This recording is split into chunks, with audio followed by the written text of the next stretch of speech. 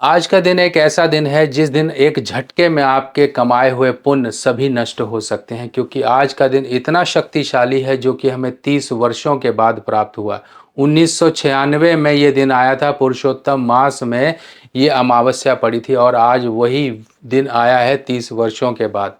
और इस दिन जितना पुण्य कर्म करोगे, जितना आप दान जप, जितना अपने इष्ट देवी देवता को ध्याओगे, पितरों को ध्याओगे, पितरों के निमित्त जल तर्पण और पिंडदान करोगे, उतना ही आज के दिन आप पुण्य कमा लोगे। और इस धरती पर हम सिर्फ और सिर्फ सब कुछ छोड़कर चले जाते हैं और लेकर जाते हैं तो अपने साथ किए गए पुण्य कर्मों को।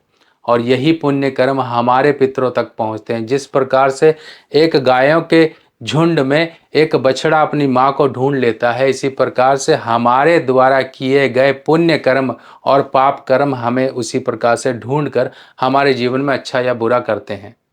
तो इसी प्रकार से हमारे द्वारा किया गया हमारे पितरों के निमित्त जो भी कार्य है वो उस तरह से पहुंच जाता है जिस प्रकार से एक बछड़ा अपनी गाय तक, अपनी माँ तक पहुंच जाता है।